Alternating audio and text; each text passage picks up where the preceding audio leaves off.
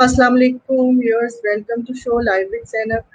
Today we have with us Wasif Ansari and you know him very well. कुछ काफी लोग उनको जानते भी हैं. अब से बात करते हैं. Assalamu alaikum Wasif, how are you? जी अल्हम्दुलिल्लाह ज़ैनब, अस्सलाम वालेकुम to you and your viewers. उम्मीद करता हूँ आप भी खैरियत से होंगी.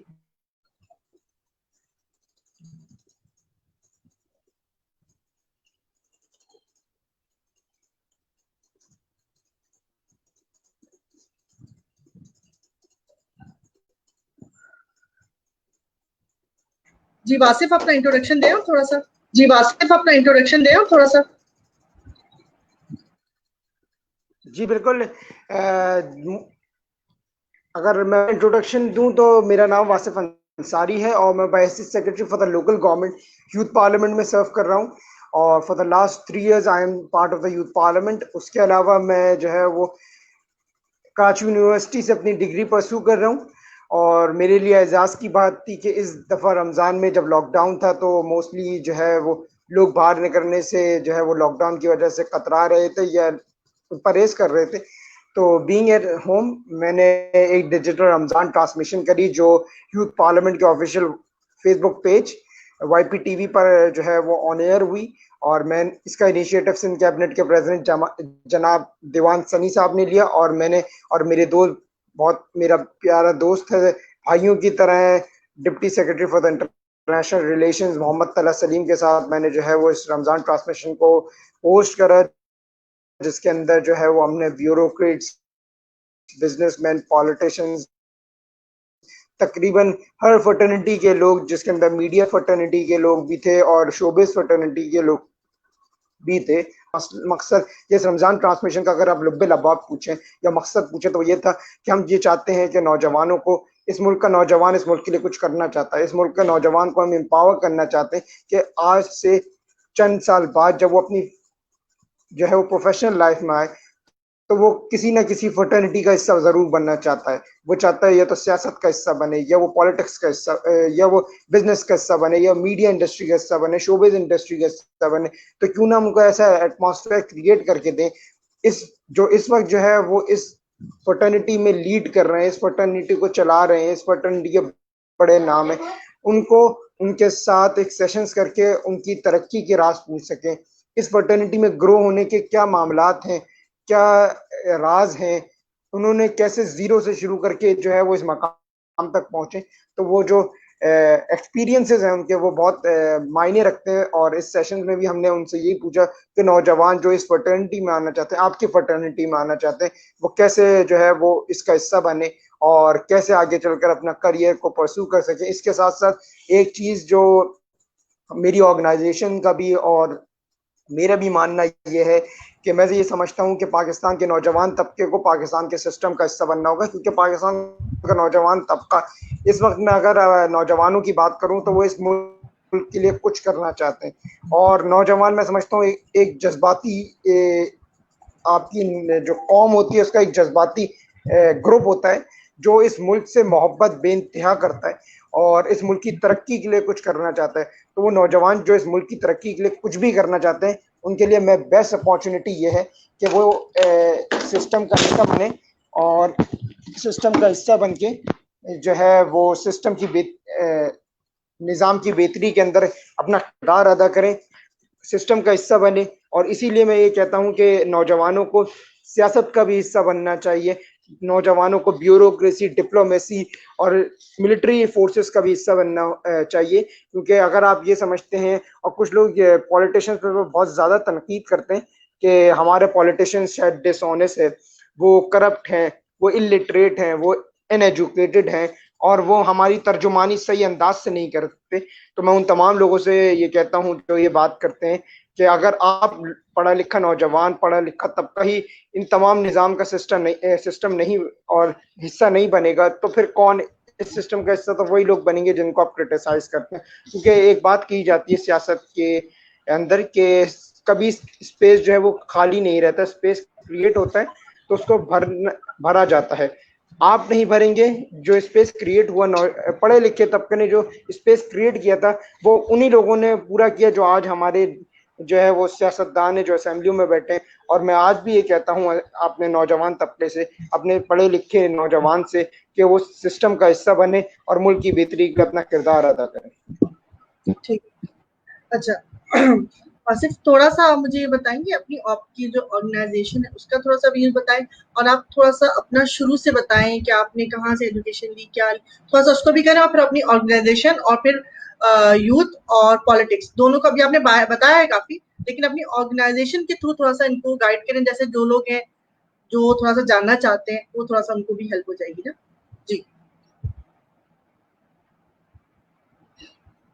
आपका माइक म्यूट है। अगर मैं अगर आप मुझसे पूछे कि मैंने सोशल सर्किट का आगाज कैसे किया, ये मैं इस आपका वक्त। Mic mute. जी, मेरी आवाज आ रही है? मेरा माइक मेरे ख्याल से खुला हुआ है। जी, मैं जी ये जी बोल रहा था बिल्कुल कि खुला। अगर आप मुझसे पूछे कि मैं इस सोशल सर्किट का हिस्सा कैसे बना, जी जी बिल्कुल खुला।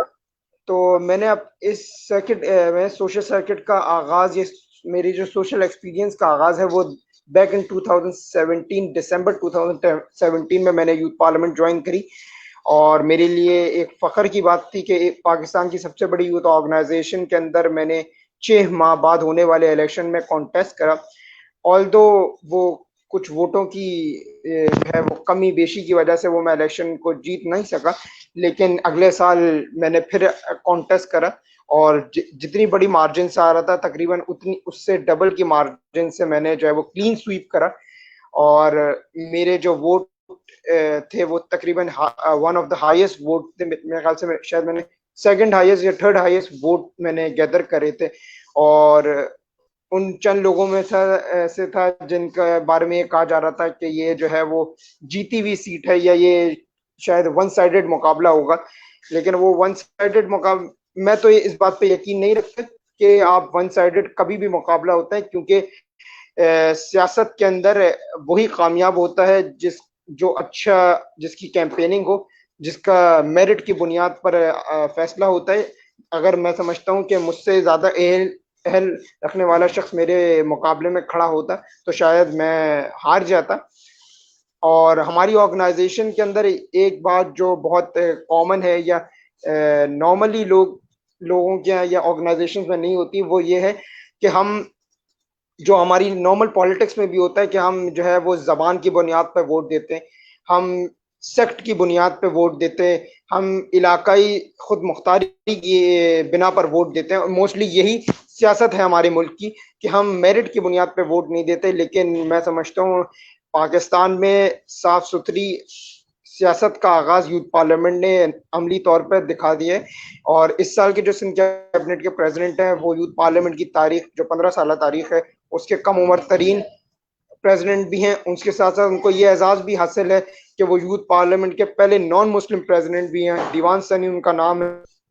और उनको ये एजाज भी हासिल है वो पहली दफा एक बैकवर्ड एरिया से ताल्लुक रखने वाला है, क्योंकि उनका जो नेटिव टाउन है वो उमरकोट थरपारकर है। और मोस्टली लोग उमरकोट थरपारकर के नाम से समझते हैं कि शायद वो बहुत ही बैकवर्ड एरिया है, वहाँ के लोग जो है वो बहुत बैकवर्ड हैं। और वो शायद सियासत का, लिटरेसी, हमारी इंटेलेक्चुअल तबका नहीं है, सोशल सर्किट का हिस्सा नहीं बनते। और तो मेजोरिटी तबका ऐसा ही है, लेकिन उनमें से कुछ ऐसे लोग भी हैं जो इस वक्त सियासत का हिस्सा हैं, जो इस वक्त मुल्क की खिदमत में अपना किरदार अदा कर रहे हैं। उसमें से एक दीवान सनी भी हैं। और सबसे बढ़ के बात जो हमारी ऑर्गेनाइजेशन ने मुल्क की सियासत में को एक नमूना पेश करा है वो ये है कि हमने वोट जो है वो मेरिट की बुनियाद पर दिया।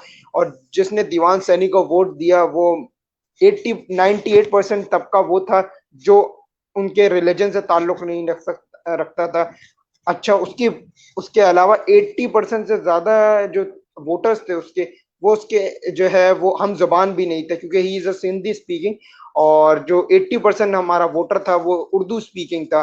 और उनका ताल्लुक हिंदू कम्युनिटी से था। 98% जो वोटर्स थे वो मुस्लिम कम्युनिटी से ताल्लुक रखते थे। मेजॉरिटी जो वोट, एक बड़ा वोट बैंक था या वही बड़ा वोटर का तबका था, वो कराची, हैदराबाद और सिंध के शहरी इलाकों से ताल्लुक रखता था। और इसके बावजूद भी एक ऐसे शख्स को हमने मेरिट की बुनियाद पर इलेक्ट करा जो सिंध का सिंध के यूथ पार्लियामेंट की तारीख का पहला कम उम्र तरीन हिंदू कम्युनिटी से ताल्लुक रखने वाला और एक बैकवर्ड एरिया से ताल्लुक रखने वाले शख्स को हमने सिंध का प्रेसिडेंट इलेक्ट करा। और बहुत सारे ऐसे मौके उनके प्रेसिडेंट बनने के बाद भी आए, जिसके बाद मैं समझता हूँ उन्होंने डिलीवर करा और ये दिखाया कि शायद जो जो जो सोच के लोगों ने उनको इलेक्ट करा था कि हम तासुब की सियासत को मजहब की फिरका वारियत और मजहब की बुनियाद पर हम किसी को वोट नहीं देते, और इसी का इजहार उन्होंने जो है वो बहुत सारे मामलात में करा।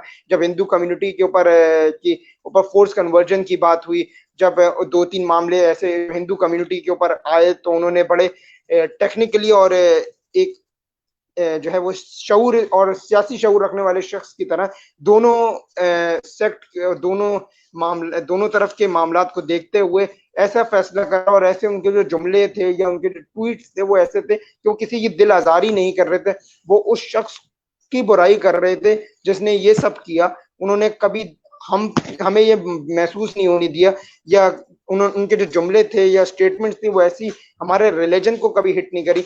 और उससे बढ़कर जब सिंध कैबिनेट के प्रेसिडेंट ने अपनी oath taking ceremony governor house में करी, तो उन्होंने ये कहा कि मुझे फख्र है कि मैं इस्लामी जमहूरिया पाकिस्तान की सबसे बड़ी यूथ ऑर्गेनाइजेशन का हिंदू प्रेसिडेंट हूँ। और ये बात को अया कर दिया कि अगर हम चाहें, अगर हम मेरिट की बुनियाद पर वोट देंगे तो रिलीजन, सेक्ट, जबान, इन सब से बालातर होकर हमने अगर सियासत के अंदर अपनी वोट्स दिए तो हम पाकिस्तान को बेहतरी की तरफ ले जाएंगे। और मैं भी यही चाहता हूं और हमारी ऑर्गेनाइजेशन भी यही चाहती है कि हम जो है वो मेरिट की बुनियाद पर वोट दें। और यूथ पार्लियामेंट यही कहता है कि youth parliament is a bridge between youth and government authorities.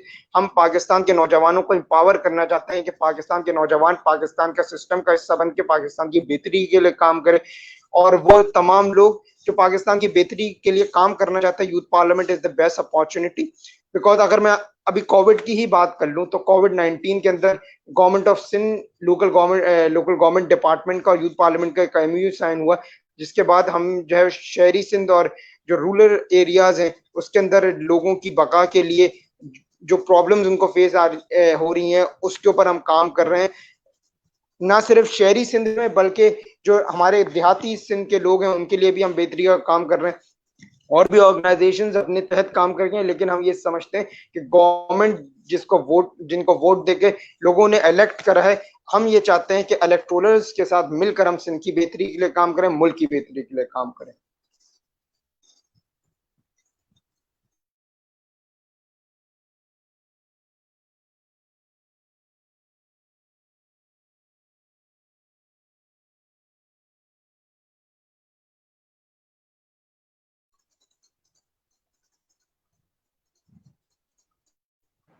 जी जी जी Wasif, next question is that मेरा माइक बंद था कि आवाज आ रही है जी Wasif, next question is that मेरा माइक बंद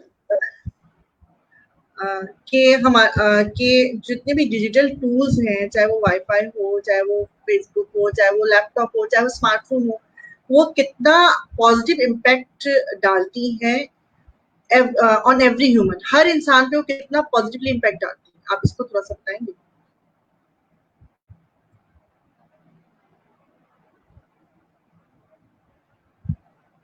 देखिए, टेक्नोलॉजी ने हमारा काम जो है वो बहुत आसान कर दिया। कम्युनिकेशन उसका एक बहुत बड़ा, जिसका मैं समझता हूँ कम्युनिकेशन में, और जो मुश्किल काम थे यानी कि जो हार्ड वर्क था उसको स्मार्ट वर्क कर दिया है। और कम्युनिकेशन के अंदर सबसे जो मैं समझता हूँ टेक्नोलॉजी ने सबसे ज्यादा जो आसानी पहुंचाई है या आसानी कर दी है वो हमारे कम्युनिकेशन के अंदर कर दी है।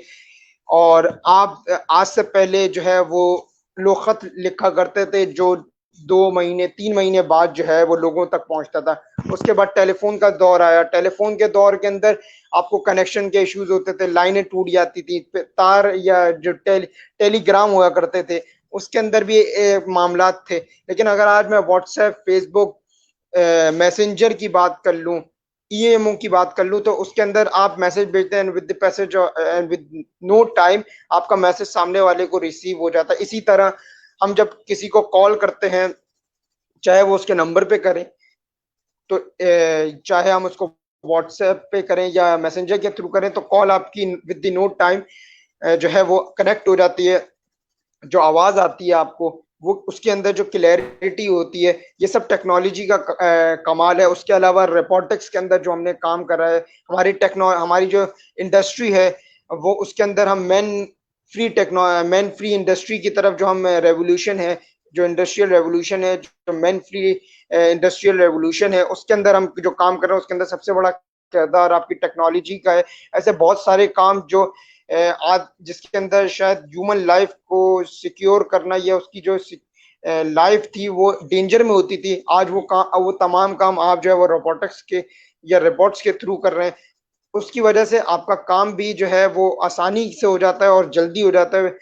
लेकिन एक जहां पर टेक्नोलॉजी के कुछ फवायद हैं, या हम यूं कहें कि टेक्नोलॉजी का जहां तक हमने पॉजिटिव इस्तेमाल करा है, वहीं पर हमने टेक्नोलॉजी का गलत इस्तेमाल भी करा, वहीं पर हमने टेक्नोलॉजी को मिसयूज करते हुए जो है वो लोगों को नुकसान भी पहुंचाया। और सबसे बड़ी मिसाल जो टेक्नोलॉजी का मिसयूज का मैं दे सकता हूँ, वो आपका सोशल मीडिया के थ्रू, जहां पर लोग अपने मुल्क की, अपने लोगों की, अपनी जबान की, अपने कल्चर की पॉजिटिव इमेज पोर्ट्रे कर रहे हैं, वहीं पर कुछ लोग जो है वो हैकिंग और जो ऐसे गलत कामों में मशगूल हैं, जिससे उनके मुल्क का नाम बदनाम हो रहा है। और मैं समझता हूँ टेक्नोलॉजी का इस्तेमाल पॉजिटिवली, और मेरा मकसद जो सोशल मीडिया इस्तेमाल करने का है, वो ये है कि मैं ये चाहता हूँ कि मैं अपने मुल्क के नौजवानों को एम्पावर कर सकूं, उनको डिलीवर कर सकूं, उनको अवेयर कर सकूं, उनको एजुकेट कर सकूं, और अपने मुल्क का बहुत पॉजिटिव इमेज जो है वो दुनिया भर को पोर्ट्रे कर सकूं। क्योंकि सोशल मीडिया के थ्रू आप दुनिया के किसी हिस्से में रहने वाले शख्स के जो है वो कांटेक्ट कर सकते हैं। अगर मैं अपने मुल्क की बेहतर तस्वीर अपने सोशल मीडिया में पोस्ट करूंगा, तो वो दुनिया भर के लोग देख सकते हैं, और फिर वो मुझसे काउंटर कर सकते हैं कि यार, हम तो ये समझते हैं कि शायद तुम्हारे मुल्क में सिर्फ दहशतगर्दी होती है, हम तो ये समझते हैं शायद सिर्फ तुम्हारे मुल्क में बम धमाके ही होते हैं, किडनैपिंग फॉर रैंसम होती है, और तुम्हारे मुल्क की जो लॉ एंड ऑर्डर सिचुएशन है वो बहुत वर्स है। लेकिन मैं उनको ये दिखाता हूँ कि भाई, एक तरफ जहां पर कुछ लोग जो है वो हमारे मुल्क की जो है वो नेगेटिव इमेज पोर्ट्रे कर रहे हैं, वहीं पर आपके सामने मौजूद है इस मुल्क के अंदर ऐसे भी लोग हैं जो इस मुल्क की बेहतरी के लिए काम कर रहे हैं, और हमारे मुल्क का जो पॉजिटिव इमेज है, मैं समझता हूँ टेक्नोलॉजी ने मुझे मेरे मुल्क का बेहतर इमेज पोर्ट्रे करने का बहुत एक अच्छा और बड़ा अपॉर्चुनिटी दी है।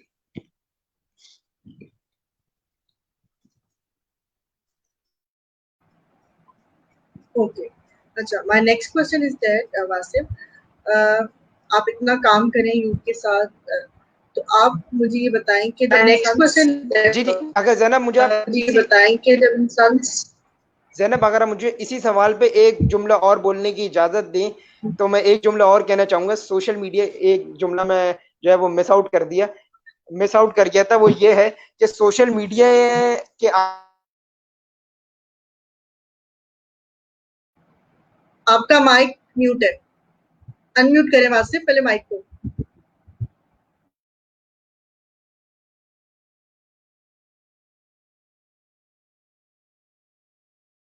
जी, अब आपको मेरी आवाज आ रही है? जी, अब बिल्कुल आ रही है। अब दोबारा बोलें, अब जो आप पॉइंट मिस कर गए थे, जो आप पॉइंट। जी, मैं ये बोल रहा था कि टेक्नोलॉजी के आने की वजह से और जो सोशल मीडिया का इस्तेमाल शुरू हो गया है, और जो हमारे 3G आने की वजह से हमारे जो गैजेट्स हैं उसके अंदर जो है वो इंटरनेट की जो फैसिलिटी मिल गई है 3G और 4G आने के बाद, तो हर शख्स के मोबाइल में अब इंटरनेट है। और जो फेसबुक ने एक अपॉर्चुनिटी दी है आपको लाइव जाने की, तो अब अगर कोई शख्स आपके साथ बुरा कर रहा है, कोई आपके साथ नाइंसाफी कर रहा है, तो आपके पास बहुत बड़ी अपॉर्चुनिटी ये है कि आप उससे बोले तुम 1 मिनट रुको, आप अपना मोबाइल निकालें और फेसबुक लाइव पर आप उससे बोले कि हाँ, तुम मुझसे क्या बोल रहे हो। यानी कि अगर आपके साथ कोई नाइंसाफी कर रहा है, तो विद नो टाइम आप अपना 3G ऑन करें और फेसबुक लाइव पर आप उसको बोलें। मैं समझता हूँ कोई आपके साथ कितनी बड़ी पोस्ट पर रखो, कितना ही ताकतवर इंसान हो, अगर वो गलती पर है और आपने उसके सामने लाइव कर दिया, या उसके सामने आपने बोला मैं तुम्हारी वीडियो बना रहा हूं, तो उसके अरमान, उसके जो जज्बात हैं, उसकी जो ताकत है, वो 1 मिनट के अंदर खत्म हो जाती है। और ये टेक्नोलॉजी का बहुत बेहतरीन इस्तेमाल है। और ऐसे आप कई वीडियोस आप देखती हैं कि लोगों की जो हमारे जो शख्स भी किसी इदारे में भी हो, अगर वो आपके साथ गलत कर रहा है और आप उसकी फेसबुक पर लाइव वीडियो बना दे या वीडियो बनाकर आप उसको फेसबुक पर डाल दे, तो आप किसी को भी डिस्पोज कर सकती हैं, किसी को भी मंजर आम पे ला सकती हैं। और जो इस सोशल मीडिया ही ने आपको जो है वो सोशल मीडिया जर्नलिज्म का मौका दिया, डिजिटल जर्नलिज्म का मौका दिया। और आज से पहले मेरे जैसे नौजवान जो मीडिया में आना चाहते थे, जो है वो मिले आपकी मीडिया इंडस्ट्री का सब बनना चाहते थे, उनकी प्रैक्टिस के लिए ये स्ट्रीम यार्ड और जूम और ये सारी चीजें मौजूद हैं, जहां पर आप बैठकर अपने जो है वो स्किल्स को पॉलिश कर सकते हैं। और मैं बहुत दफा कहता हूँ, और आज आपके सेशन में भी ये कहता हूँ कि स्ट्रीम यार्ड ने मुझे, मेरा जो शौक था, जब मैं अपने बड़ों को देखता था, जब मैं चेयरमैन रिजवान जाफर साहब को देखता था कि वो बड़े ब्यूरोक्रेट्स, बिजनेसमैन, पॉलिटिशियंस का इंटरव्यू करते हैं, तो मैं भी ये चाहता था कि मैं भी ऐसे इंटरव्यूज करूं। और ये स्ट्रीम यार्ड और टेक्नोलॉजी ने मुझे इनेबल करा है कि मैं घर में रहते हुए स्ट्रीम यार्ड के थ्रू जो है वो मैंने तमाम ही बड़े बिजनेसमैन, ब्यूरोक्रेट, आपकी पॉलिटिशियन, उन तमाम लोगों को इंटरव्यू करा। और मैं समझता हूँ बहुत चीपर वे में कर लिया। अगर मैं जो है ऑल्दो इससे मुझे कोई फाइनेंशियल फायदा नहीं हो रहा, लेकिन मैं समझता हूँ इससे मेरा सोशल कॉन्टेक्ट बढ़ रहा है। और मैं समझता हूँ सोशलाइजिंग, बहुत सारे लोग ये समझते हैं socialising is waste of time, और उसके अंदर आप अपना मनी इन्वेस्ट करते हैं और आपको गिव बैक कुछ नहीं होता। लेकिन मैं समझता हूँ सोशलाइजिंग एक ऐसा पौधा है जो टाइम लेता है फल आने में, लेकिन जब उसका फल आता है तो वो बहुत मीठा होता है। और सोशलाइजिंग के थ्रू आप के बहुत सारे काम जो नामुमकिन होते हैं या फंस जाते हैं, मैं समझता हूँ सोशल कांटेक्ट के थ्रू आप वो हल कर सकते हैं। और सोशलाइजिंग ही आपको ये अपॉर्चुनिटी देता है कि आप आगे बढ़कर, आगे चलकर जो करना चाहते हैं उसकी प्रैक्टिस कर सकें।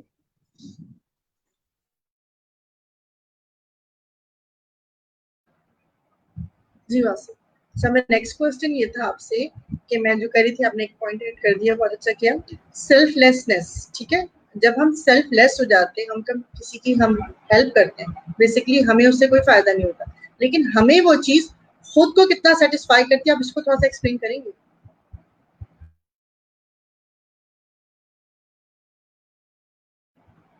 माइक म्यूट है Wasif, your mic is mute.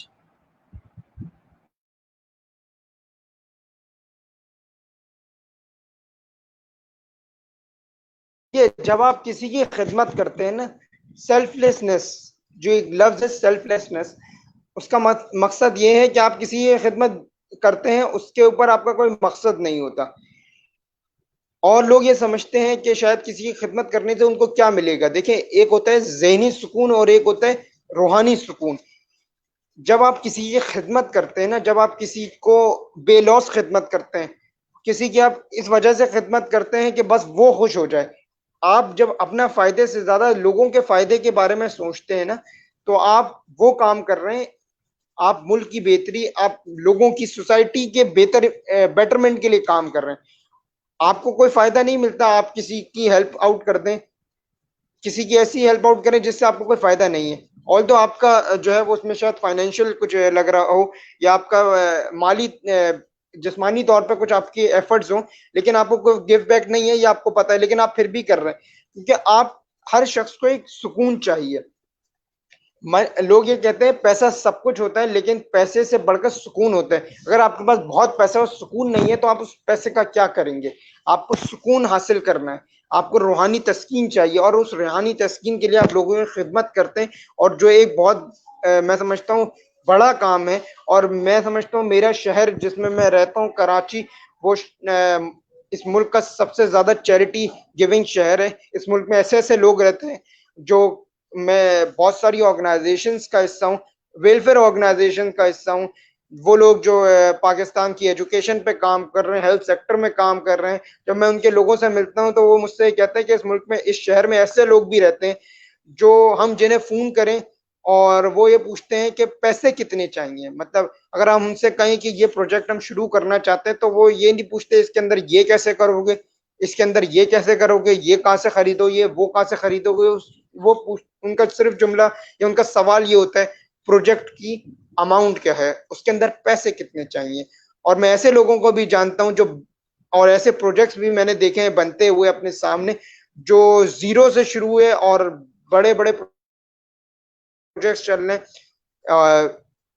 Welfare organisation जो चल आपके शहर में वेलफेयर ऑर्गेनाइजेशंस चल रही हैं, उनको इस मुल्क का जो है इस मुल्क का जो पैसे वाला तबका है, इस मुल्क का जो पैसे वाले तबके के साथ साथ जो मिडिल क्लास तबका है, वो भी आपकी ऑर्गेनाइजेशंस को, आपकी वेलफेयर ऑर्गेनाइजेशंस को सपोर्ट करता है। जैसे बहुत छोटी सी मिसाल अगर मैं ले लूं, रिसेंट की मिसाल है कि जफर अब्बास भाई जो जेडीसी हमारे बहुत अच्छे बड़े भाइयों की तरह, मैं तो उनको अपना मेंटोर कहता हूं, और जब भी मुलाकात करता हूं बहुत इज्जत से मिलते हैं, हमें सिखाते हैं, हम हमारे लिए हमेशा बहुत अदब से मिल हम भी उनसे अदब से मिलते हैं, लेकिन उनका जो रिप्लाई होता है वो भी इतना मौजबाना और अदब के साथ होता है, सिखाते हैं हमेशा। तो जफर अब्बास भाई ने इस दफा जो है जो राशन की तकसीम करी, उसके अलावा जो ईदी साहब, फैसल ईदी साहब ने करा, मौलाना बशीर फारूकी साहब कर रहे हैं, रमजान चीपा साहब कर रहे हैं, ये इन लोगों को सपोर्ट इस मुल्क, इस शहर के लोग ही तो कर रहे हैं। आप ये सोचिए कि इतना बड़ा शहर को, इस जहां गवर्नमेंट का जो काम था, अगर गवर्नमेंट फेल हुई तो इस मुल्क के क्या पैसों वाले तबके ने इस मुल्क को जाने दिया?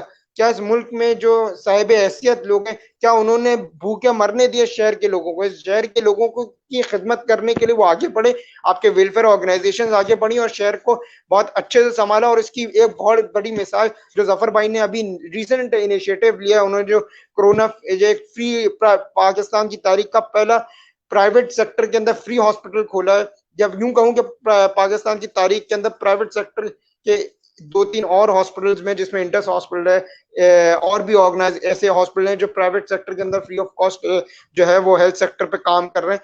जफर अब्बास भाई ने जो इस दफा जो अभी उनका रिसेंट इनिशिएटिव है कोरोना के हवाले से, जो उन्होंने हॉस्पिटल खोला है हुनैन लखानी साहब के साथ, अभी सेशन में उन्हीं की एक वीडियो देख रहा था जिसके अंदर वो जो है वो अपना आईसीयू और अपने हॉस्पिटल का रिव्यू करा रहे थे और दिखा रहे थे कि वो क्या काम कर रहे हैं। तो इस मुल्क का और उनको भी सपोर्ट इस शहर के लोगों ने करी। तो शहर, तो मैं समझता हूँ कि किसी की हेल्प करते तो आपका दिल बहुत बड़ा होता है। और मैं ये समझता हूँ कि देने से कभी कम नहीं होता, बुखल करने से शायद कम हो जाए। और अगर देने से कम होता तो शायद एक दफा देने के बाद कोई दूसरी दफा देने के लायक नहीं रहता। मैं ऐसे लोगों को भी जानता हूँ जो जिनकी माहाना की इनकम जो है वो लाख रुपए थी, तो जो है वो हजारों में डोनेट करते थे। आज उनकी जो है वो इनकम अरबों रुपए में पहुंच गई है। उसकी वजह यह है कि उन्होंने खुदा के साथ कारोबार करा। और मैं समझता हूँ जब आप किसी को हेल्प करते हैं माली तौर पे, जिस्मानी तौर पे, तो आप अपने खुदा के साथ कारोबार करते हैं। और वो बेशक कादिर है, मुतलिक है, वो खालिक है, वो आपको उसका बढ़ाकर और बहुत बढ़ाकर देता है। और मैंने ऐसे बहुत सारे लोगों को जानता हूँ जिन्होंने जो है वो हजारों से डोनेट करना शुरू किया था और आज करोड़ों में डोनेट करते हैं, क्योंकि उन्होंने हजारों से कमाना शुरू किया था और आज वो अरबपति खरबपति बन चुके हैं, सिर्फ इसलिए कि उन्होंने अपने खुदा से कारोबार करा। और मैं आपके चैनल के तवज्जुह से अपने मुल्क के तमाम लोगों से कहता हूं कि अपनी हैसियत के मुताबिक इस मुल्क के लोगों की खिदमत करें, जानी तौर पे, माली तौर पर। और याद रखिएगा, इस मुल्क का जो है वो जो आप खिदमत करेंगे, इसका सिला आपको यहाँ पर भी मिलेगा और वहां पर भी मिलेगा, मरने के बाद भी मिलेगा। और ये बात याद रखिएगा कि अगर आज आपसे मेरे खुदा ने आपकी कौम की खिदमत का मौका ले लिया, इस उम्मत की खिदमत का मौका ले लिया, दीन इस्लाम की खिदमत का मौका ले लिया, तो आपसे ज्यादा खुश नसीब इस दुनिया में कोई नहीं।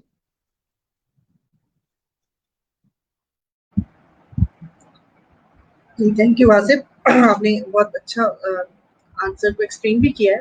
अच्छा, मुझे थोड़ा सा ये बताएं, आपका, अब आपने इतनी चीजें अचीव कर ली जो आपने कहा, ठीक है, अब आप ये बताएं आगे आपका क्या गोल है लाइफ के अंदर, क्या क्या गोल्स है उसको थोड़ा सा बताएंगे? जी वासिफ। जी, मेरे जो, अगर मैं अपने मेन मोटिव्स की तरफ, अपने मेन गोल्स की तरफ बात करूं, तो with the passage of time goals के अंदर जो है वो आप चेंजेस करते हैं। जैसे कि जब मैं अपनी यंग एज में था तो I want to become a cricketer. उसके बाद जब मैं मैट्रिक के अंदर मैंने डिबेट कंपटीशन में हिस्सा लिया, तो मैं डिबेटर बनने का शौक हुआ, फिर पब्लिक स्पीकर बनने का शौक हुआ।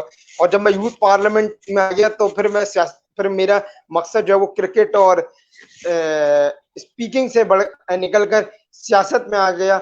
और मैं समझता हूँ कि अगर with the passage of time, अगर इस शहर अगर इजाजत, घर वालों की रजामंदी के साथ अगर सियासत के करने का मौका मिला तो इंशाल्लाह सियासत का हिस्सा बनेंगे। वरना मेरा जो मेन मकसद है, ये जो मेरा मेन एम है, वो अपने जो फैमिली बिजनेस है उसको परसू करने का, और अपनी अपने प्राइवेट, अगर मैं अपने अपने शख्सियत के अंदर बात करूं या अपने जो सेल्फ के लिए बात करूं, तो मैं मीडिया इंडस्ट्री में जो है वो अपना करियर परसू करना चाहता हूं, और अपने जो फैमिली बिजनेस है उसको जो है वो आगे ले जाना चाहता हूं। और उसी के सिलसिले में आजकल लॉकडाउन ने ये अपॉर्चुनिटी दी हुई है कि मैं जो अपने दोनों शौक हैं, यानी कि जो मीडिया के अंदर आने का शौक है और जो मेरा बिजनेस का आगे परसू करने का एक मकसद है, या जो मेरा आगे मिशन है, गोल है, उसको मैं परसू कर रहा हूँ। और आपकी जब आपने मुझे सेशन के लिए बोला था, या जब मैं आपके सेशन का वेट कर रहा था, तो उस वक्त भी मैं जो है वो अपने फैमिली मेंबर्स के साथ बैठा हुआ, हम जो है वो बिजनेस पर डिस्कस कर रहे थे। और मैं समझता हूँ कि मैं इस चीज में ब्लेस्ड हूँ। और लोग ये कहते हैं कि आपके अंदर इतनी छोटी उम्र में जो है वो इतनी सारी आप चीजों पर कैसे बात कर लेते हैं, तो उसकी वजह ये है कि मैं इस बात में अपने आप को ब्लेस समझता हूँ कि मेरी जो मैं जो जहाँ बड़ा हुआ हूँ, मेरे जो घर का माहौल है, उसके अंदर दीन पर, उसके अंदर बिजनेस पर, उसके अंदर सियासत पर बहुत बात होती है, जिसकी वजह से मेरा जो शऊर है वो जितना मैंने यूथ पार्लियामेंट से सीखा शायद उतना ही मैंने अपने घर में रहते हुए सीखा। और मेरी जो तरबियत है, वो जो एक जुमला है कि माँ की गोद से लेके कब्र की आगोश तक इल्म का जुस्तजू चल रही होती है। तो मैं ये समझता हूँ कि I am on teaching, I am on class for 24 hours, क्योंकि मैं घर में हूँ के बाहर हूँ। मेरा जो इल्म का वसूल है वो चल रहा होता है अगर मैं घर में हूँ। तो ये तो हम किसी सियासी मसले पर बात कर रहे होंगे, या बिजनेस पर बात कर रहे होंगे, या दीन पर बात कर रहे होंगे, या हिस्ट्री पे बात कर रहे होंगे, और जब मैं बाहर हूँ तो मैं लोगों से सीख रहा हूँ। तो मेरा जो सीखने का अमल है वो 24, जब तक मैं जाग रहा हूँ, सोने के अलावा जब मैं जाग रहा हूँ, तो वो उसका अमल चलता रहता है। जिसकी वजह से मैं समझता हूँ कि मेरा जो विजन है, जो ब्रॉटअप हुआ, तकरीबन कोई ये कह लीजिए कि मैं जब मैट्रिक में था तो शायद मेरा सोशलाइजिंग, मेरा जो व्यू है वो इतना ब्रॉटन अप नहीं था, लेकिन with the passage of time socialising में के थ्रू और लोगों से मिलने के वजह से जो है मेरा ब्रॉटन अप हुआ विजन, और जिसके ऊपर मैं फिर इतने मामलात पर बात कर सकूं और इतने वसूख के साथ बात करता हूँ। जी बात सर, ये तो आपने बिल्कुल ठीक बात कही कि आप वाकई बहुत कॉन्फिडेंटली बात कर रहे हैं, इसी वजह से आप इतनी छोटी एज में जो है वो आपने एक शो भी होस्ट किया। अच्छा, अब आप मुझे बस लास्ट में मुझे अब आप 1 मिनट के अंदर या 1.5 मिनट उसके बाद में मुझे लाइव एंड करना है सेशन, टाइम ऊपर हो रहा है मेरा। आप ये मुझे सिर्फ बता दें कि जो यूथ है, जितनी भी यूथ है, उनको आप क्या कहेंगे जो बेचारे जो कॉन्फिडेंस नहीं ले पा रहे या जो आगे लाइफ में नहीं बढ़ पा रहे, उनके लिए आप दें कि भाई वो किस तरीके से कैसे अपने कॉन्फिडेंस को गेन करें और अपने क्या टारगेट्स बनाएं और आगे मूव करें। यूथ को कोई दूध तो कोई मैसेज दें, यूथ को कोई मैसेज दें ताकि वो आपकी तरह जो है वो आगे ग्रो कर सके पॉजिटिव। जी थैंक यू वासिफ, इसका आंसर दीजिए। इसका आंसर। जी बिल्कुल, बस मैं यही चाहता हूँ जो आपने अपने सवाल में जवाब दे दिया कि अपने गोल सेट करें। आगे आप क्या बनना चाहते हैं, क्या करना चाहते हैं, ये आज सोचना है। जब चुड़िया चुग जाएगी खेत, तो जब नहीं सोचना कि जो है वो अब प्रिकॉशंस क्या लेने हैं। आपको आज सोचना है कि आपको आगे चल के आज से 10 साल बाद क्या करना है। अगर आपको ये पता है कि आज से 10 साल बाद आपको क्या बनना है, तो आज से आप उसकी मेहनत करेंगे, और उस मेहनत के लिए आपको चाहिए एक रोल मॉडल। तो मैं तमाम नौजवानों से, उन तमाम लोगों से कहना चाहता हूँ, चाहे वो नौजवान हो, चाहे वो नौजवान की उम्र से भी आगे चले गए हो, कि अगर आप अपना करियर को, अगर आप अपनी जिंदगी सक्सेसफुली गुजारना चाहते हैं और अपने करियर के अंदर सक्सेसफुल होना चाहते हैं, तो उसके लिए सबसे जरूरी है कि अपना गोल सेट करें, और उसका रोड मैप के लिए आप अपना एक मेंटोर सेट करें। यानी कि अगर आप बिजनेस में आगे बढ़ना चाहते हैं, तो आज आप ये सोचिए, आज आप एक अपना रोल मॉडल सेट कर लीजिए कि ये फलाना आदमी मेरा रोल मॉडल है, और आप उसको जो है फॉलो कीजिए, आप उससे मिलिए। वो आप जब आप एक दफा मिलेंगे ना किसी शख्स से, तो शायद आपको वो 10 बातें बताएं। जब आप उसको बोले कि आप ही मेरे मुर्शिद हैं, आप ही मेरे पीर हैं, आप ही मेरे मेंटोर हैं, मैं आपसे ही सीखूंगा, अगर आपने नहीं सिखाया तो मैं नहीं कुछ बन सकता, आप बोले मैं आपकी दर पे आ गया, अब आप बताएं क्या करना है। तो वो आपको फिर जो है, जब आप उसके पीछे नहीं पड़ना है। और लोग आपको अच्छा, ये लोग ये समझते हैं शायद हम इतना बड़ा बिजनेसमैन है, मैं बोलूं सर आप मुझे सिखाते, तो वो नहीं सिखाएगा, ऐसा नहीं है। आप एक अपना रोल मॉडल सेट करें, अपना जो आप बनना चाहते हैं अपनी डेस्टिनेशन सेट करें, अपना रोल मॉडल सेट करें, रोड मैप बनाएं और उस पर अमल करना शुरू कर दीजिए। अपना सोशल कांटेक्ट बढ़ाइए। अगर मैं सीधा सीधा बातें बता दूं, सोशल कांटेक्ट बढ़ाइए, स्किल डेवलपमेंट पे काम कीजिए, रोल मॉडल सेट कीजिए, रोड मैप बना लीजिए और डेस्टिनेशन अपनी जो है वो सेट कर लीजिए। ये अगर आपने काम कर लिया तो आप सक्सेसफुल हो सकते हैं, क्योंकि सोशलाइजिंग के बगैर आगे चलकर आपका करियर है ही नहीं। क्योंकि जब लोग आपको जानते ही नहीं होंगे, आपको लोगों से बात करनी नहीं आती होगी, तो मार्केटिंग आप कर नहीं सकते।